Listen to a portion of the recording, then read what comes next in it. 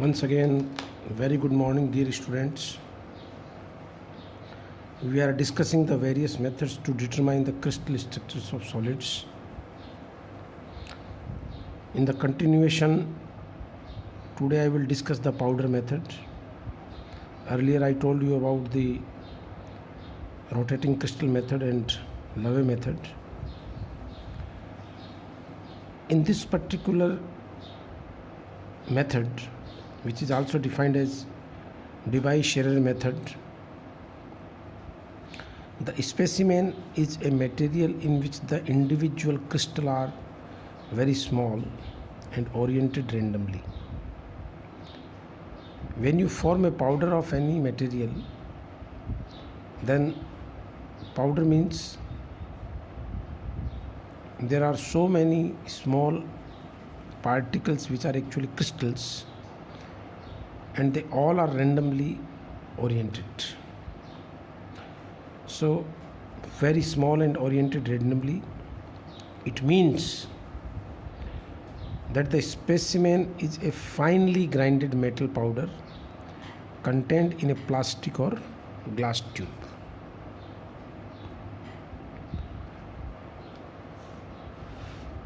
Here it is shown. This is this cylindrical structure is an enclosure in which the powder is placed. A beam of monochromatic X-rays.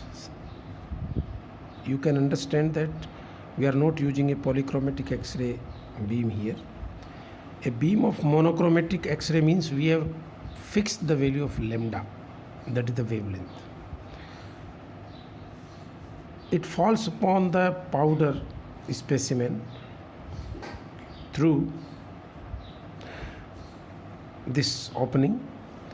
Amongst the vast number of small crystals, there will always be some which are so oriented that a given reflection is possible corresponding to a given set of H, K and L. H, K and L we all know are the Miller indices. What does it mean?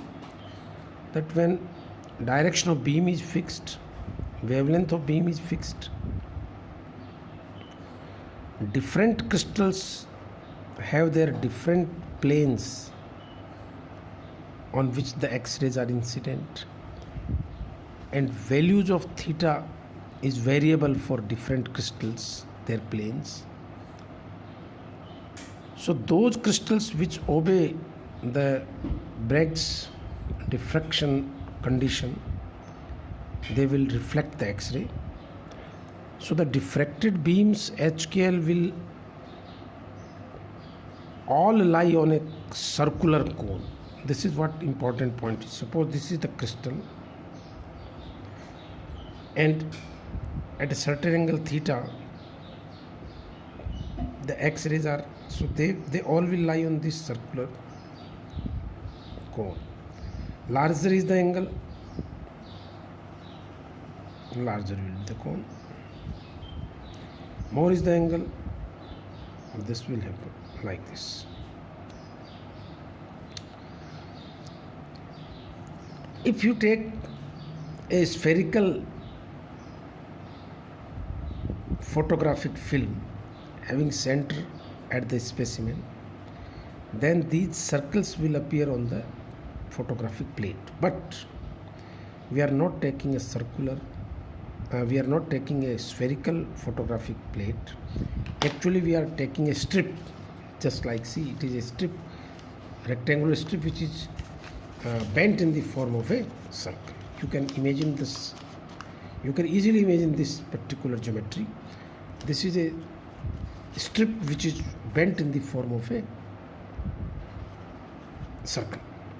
Now the specimen is placed at the center. I can put, this is the specimen, just see it, this is the specimen, and X-ray beam is incident from this opening, you can see, from this opening. So this is the X-ray beam. I can show you with this black pen. See, here I can say you can see here. So this X-ray is incident on the crystal, and then it is scatters in all direction. It scatters in all direction in 3 dimensions. So on this plate, photographic plate, they will form some curves. This is what I am going to show you here, and I have written also. Beams are then recorded which are bent through all angles up to nearly 180 degree. Mean you can see this angle is kept on is increasing, and 180 means a ray which is incident on the crystal and almost returns, that is 180 degree. So beams are then recorded which are bent through all angles up to nearly 180 degree, and when the film is unrolled means after exposure it is brought in its straight rectangular. This is what I have shown. This is unrolled photographic film. So it writes that when the film is unrolled, it appears as shown. Now see, there is a central spot here corresponding to the beam which was undeviated here, and then there are circles, circular arcs. These arcs have inward curvature, you can see. There appears straight line, and then the curvature is reverted. This is what you have to understand very carefully. You can see, if it is the top view, then these are inward. These X-rays, they will produce inward, but those which has scattered by 90 degree, 90 on this direction, 90 in this direction, those which has scattered by 90, they will produce the straight lines, and then back scattered, they will give opposite curvature. And again you can understand. So I have shown few of the photographs. For BCC type structure material, the graphs are like this, the curves on these photographic plates. And for FCC, and by certain method we can understand the lines corresponding to the different planes. For example, this is for 110, 200, 211, 220, 210. The recognition of these spectral lines, or you can say on the photographic plates, requires a lot of practice, and then you are able to recognize that which plane is existing in the crystal. Now let us come to the next page, and I have written what we have done in the experiment. See, rays diffracted through small angles make arcs around the central spot on the film. When these are diffracted through 90 degree, the cone becomes a flat plane and the corresponding track is a straight line. This is what I told you, that until the angle of diffraction is less than 90 degree, the curves are in the form of arc and they are having their centers inward, and at 90 degree the curve becomes a straight line, and then after for angle more than 90 degree, the curvature is reverted, and as the angle approaches 180 degree, trace is almost a circle.